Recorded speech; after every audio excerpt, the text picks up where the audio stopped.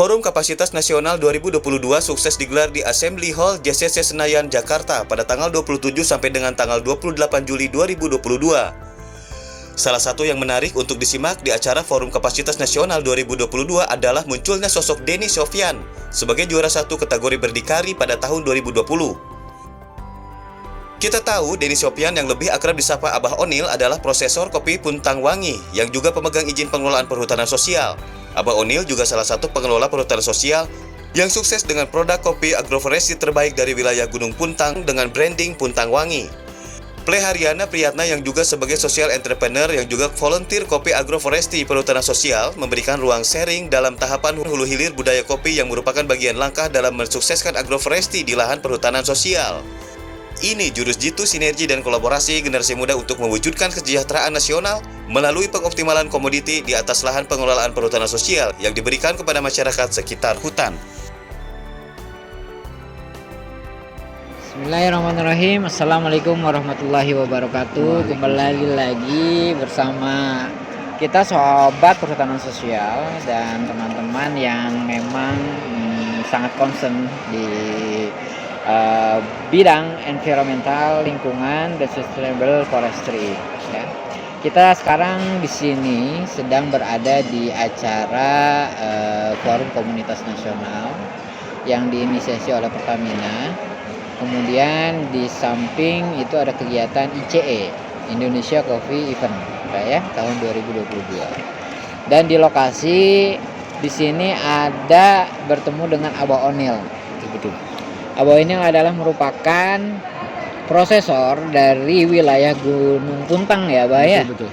Gunung Puntang yang memang sebagai salah satu pelopor penggerak perhutanan sosial di wilayah Gunung Puntang tersebut. Jawa Barat itu pertama ya, yang mempunyai SK perhutanan sosial. Jadi Jawa Barat itu 5 kelompok yang mempunyai SK perhutanan sosial yang berbeda skema. Yang satu kelompok IPA HPS, yang satu mempunyai skema kulin kakak. Abah termasuk skema kulin kakak. Oke, langsung disambut oleh Abah Onil yang mungkin bisa diceritakan Abah Onil terkait soal perjuangannya Abah Onil untuk mengembangkan khususnya komoditi kopi di perhutanan sosial wilayah Gunung Puntang ini. Dengan tadi skema kulin kakak, ya, Abah, ya. Betul. Pastinya ada problematika yang bisa dibilang baik dan pun buruknya, ya, Abah, ya. Pengalaman Abah untuk membangun branding Gunung Puntang ini. Jadi gini, ketika saya ucapkan terima kasih sekali ke Kementerian KLHK, ke Dirjen PSK, ya, karena ketika kami mempunyai SK perhutanan sosial, masyarakat kami atau petani kami itu merasa benar-benar menjiwai petaninya, karena hak garap di bawah tegakannya 35 tahun. Dari situlah petani mulai belajar budidaya yang ramah lingkungan. Setelah budidaya ramah lingkungan di kopi itu menghasilkan kopi yang baik, bagaimana petani itu belajar secara proses kopi. Jadi bukan Abah yang proses kopi, kami bareng-bareng semua dengan petani semua. Setelah belajar secara proses kopi, itu bagaimana cara memasarkannya. Kami itu belajar dan memang itu tidak akan mungkin terjadi oleh masyarakat pinggiran hutan yang kemampuan secara ekonomi, secara pendidikan kurang. Disitulah mulai negara hadir, mulai Pertamina. Jadi dari budidaya, dari cara proses, dari cara pemasaran, kami selalu didampingi. Nah, dulu kami itu di perhutanan sosial itu ketika mempunyai SK, pendampingnya itu BNN Membara, yaitu Bank Mandiri. Tapi pas kami itu punya pilihan. Kebetulan di Puntang itu ada pelepasan owa Jawa. Jadi ketika kita bicara masalah konservasi, ketika bicara masalah lingkungan, bohong sekali tidak akan pernah terwujud bila masyarakatnya yang pinggiran hutan atau di kawasan hutan tidak sentuh, tidak diperdayakan, tidak dibantu dengan program-program petani. Jadi tadi secara resume bahwa terkait soal pengembangan budidaya dan juga komoditi brand kopi ke Gunung Puntang itu banyak unsur yang memang terkait untuk pembangunannya Bah ya, Betul. yang disebutkan Bah. Dan juga tadi ketertarikan dari CSR, BUMN utamanya Himbara, kemudian ada Pertamina itu pun melakukan kapasitas peningkatan SDM ya Pak Iya, Bah ya, betul. dalam pengelolaan budidaya dan pun juga terkait soal olahan pasca panen mungkin ya. Iya, betul. Nah, dari Himbara dan dari Pertamina itu yang Abah rasakan ya, di samping tentunya awal mula untuk mengelola itu kan pastinya ada guidance-nya dari KLHK, diberikan legalitasnya Bah ya. Betul itu Ya. yang menjadi kepastian bahwa kita itu harus jadi petani benar. Karena pemerintah melalui Kementerian KLHK itu memberi ruang buat masyarakat yang namanya petani yang tidak mempunyai lahan. Apa tujuannya? Ketika masyarakat pinggiran hutan mempunyai penghasilan tetap, insya Allah hutannya akan terjaga. Tapi ketika ya tetap itu kan bisa petani, bukan bukan SK yang bisa digadaikan, tapi petani itu hak garap yang dilindungi oleh hukum. Itu. Tapi kan tetap tidak merusak pada lingkungan karena tidak mengolah-olah tanah. Di kopi itu bagaikan pohon-pohon keras juga. Itulah keseimbangan ketika petani nanam pohon keras, hasilnya itu kan buah kopinya yang pohon keras. Jangan sampai petani nanam pohon keras tapi tidak ada hasilnya, tetap nanti hutannya akan teraniaya juga, akan rusak juga. Jadi setuju Bah ya bahwa kopi ini merupakan salah satu tanaman dari hutan ya. Setuju. Dan kebutuhan dampingan dari pohon keras, pohon kayu itu sangat dibutuhkan Betul. oleh kopi. Betul. Sehingga kelestarian, sustainability environmentalnya itu tetap terjaga ya, kelestarian lingkungannya Bah ya, dari kopi ini. Secara budidaya, sustainable kebutuhan pohon tegakan itu sangat diperlukan karena kopi itu hanya membutuhkan 40 sampai 60. Ketika 40 lebih baik. Tajuknya ya? Naungannya. Naungannya ya? Naungannya. Tajuknya ya betul. Jadi secara tidak langsung kalau ingin menghasilkan kopi yang bagus, berarti harus nanam dulu naungan atau tajuknya. Begitu. Berarti untuk awal mula terkait soal develop penanaman awal mula kopi itu dibentuk dari tajuknya dulu Bang. Tajuknya dulu. Tajuknya Karena dulu. kami sebelum punya SK itu ada lahan kritis 25 hektar. 25 hektar. Iya, 25 hektar dan kami nanam pohon endemik 14 jenis. Apa tujuannya? Karena pohon tajuk untuk melindungi kebutuhan si matahari itu. Kebutuhan kopi akibat sinar matahari terlalu terbuka. Jadi kami itu 25 hektar. Dan itu ada bukti-buktinya. Nah, sampai sekarang ini udah bisa dilihatin. Jadi ketika bicara masalah PS, bohong sekali ketika perusakan hutan. Karena PS itu Ya. kalau benar-benar membacanya undang-undangnya sudah jelas. Fungsi hutan itu harus ada. Ketika fungsi hutan sudah tidak ada, itu kalau main bola di kartu merah. SK 35 tahun sudah tidak berlaku lagi. Ya kan? Betul. Karena perhutanan sosial itu peningkatan ekonomi, sosial dan ekologi. Itu jelas sekali. Banyak yang bohong, yang samar. Kenapa masalah selamatkan hutan Jawa dari dulu bukan dari sekarang? Ini kan Betul. Betul Abah Onil ya.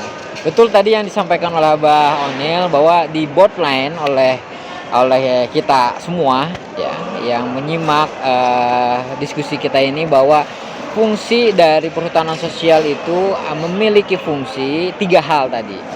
Ekonomi, kemudian kelestarian lingkungannya, Sosial ya, dan ekologinya. ekologinya itu, dan terakhir sosialnya, Iya, Mbak ya. iya. Sosialnya itu yang dapat dari fungsi perhutanan sosial itu pengembangan kegiatan ekonominya dari hasil hutan bukan kayunya, Mbak ya. Betul. Yang mempertahankan fungsi dari tegakan kayunya tersebut sehingga mendapatkan pendapatan dari daur pendek, Iya. ya, dari tanaman daur pendek yang bisa membuat sirkular ekonominya itu ya, Iya. untuk fungsi sosial biar lebih sejahtera. Oke Abah, terkait soal tadi sesuai perspektif Abah bahwa perhutanan sosial itu bohong kalau mengakibatkan kerusakan hutan ya. Bohong. Bohong ya. Bohong. Nah, betul, karena di perhutanan sosial ini Sesuai di PS 9 tahun 2021 terkait soal pengelolaan perhutanan sosial, disebutkan bahwa di dalam pengelolaan perhutanan sosial itu ada yang namanya RKPS, Rencana Kelolaan Perhutanan Sosial, di mana di dalamnya itu fungsi dari pelaksanaan perhutanan sosial di dalamnya itu terbagi di dalam ruang-ruang, di mana pengelolaannya diatur sesuai peraturan bahwa ada yang namanya ruang perlindungan dan ruang pemanfaatan. Betul. Ketika di ruang perlindungan itu tidak boleh dimanfaatkan tegakan kayunya karena untuk menjaga keseimbangan dan kelestarian ekologinya yang tadi disampaikan oleh Abah Onil.